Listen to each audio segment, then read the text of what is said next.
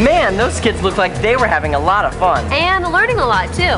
Well, just like NASA Connect teamed up with a school to learn about electromagnetism, NASA's teamed up with a university to help us understand propulsion in space. Hey, let's head to the University of Michigan and see what they've been working on.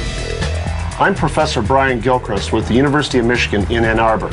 And I'm Jane O'Weiler, a graduate student in Space Systems Engineering here at the university. My students were asked to design, build, and test a very small spacecraft that will be used with NASA's PROCEDS tether mission. PROCEDS is demonstrating a new kind of propulsion technology that does not require any rocket engines.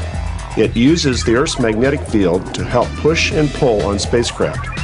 PROCEDS will pull down a large, used-up rocket stage. We named the satellite Icarus after the character from Greek mythology. As you might know, Icarus and his father Daedalus were trying to escape from Crete using wings that they'd built. Icarus flew too close to the sun, and the wax that was holding his wings on melted, and he fell into the Aegean Sea. The PROCEDS mission will be successful if it can rapidly bring down the rocket engine from orbit, which will ultimately burn up in the atmosphere, falling from the sky, just like Icarus. The Icarus satellite will pull out 15 kilometers of tether from the deployer, and the instruments on board will measure the location of the end of the tether, the end mass, and spacecraft attitude. Did she say attitude? Not that kind of attitude. I mean the position of the spacecraft relative to the Earth. Right, Jane. The students designed this satellite to collect this information and transmit the data to the ground. Mission scientists will use this information to better understand the dynamics of tether systems. To build our satellite, we used computer design tools and a lot of discussions and mentoring from experienced engineers and faculty at Michigan, the NASA Marshall Space Flight Center, and from industry partners such as TRW. After the design work, various mechanical and electrical components were purchased or built. These pieces were carefully put together, and then we were able to begin a long list of tests to see if it was going to work the way we wanted it to. At the same time we were designing the hardware, we were developing the computer software. Not everything worked the first time, as is typical of anything new being developed. So we had to consider what could have gone wrong, read through the notes and journals to check that we did everything right, and then try again.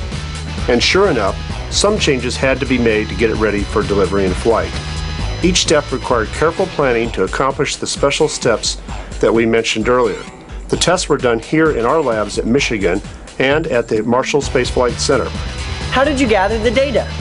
Electronic sensors were often used in our tests to make the critical measurements necessary to know that the Icarus satellite was still working correctly. But other data collection involved just looking at the satellite to see that, for example, our solar cells were not broken, and sometimes we had to measure how much power the solar panels could generate, or how much power our radio transmitter was sending to its antenna. Wait a minute. They're in Michigan, And we're at the Marshall Space Flight Center in Huntsville, Alabama. How do they do that? Good communications in a project like this is very important. When the students were designing and building their spacecraft, they communicated with their NASA partners using presentations, written reports, and through email using the internet. Later, as we were collecting data, we dealt with the test reports that showed how the satellite and its instruments performed. By using patterns, functions, and algebra, they were able to prove to themselves and NASA that the Icarus satellite was ready for flight. Being able to understand data in the form of charts and graphs is a lot easier than descriptions. Mathematics is really like another language, a language that all of our partners need to understand to be able to work together.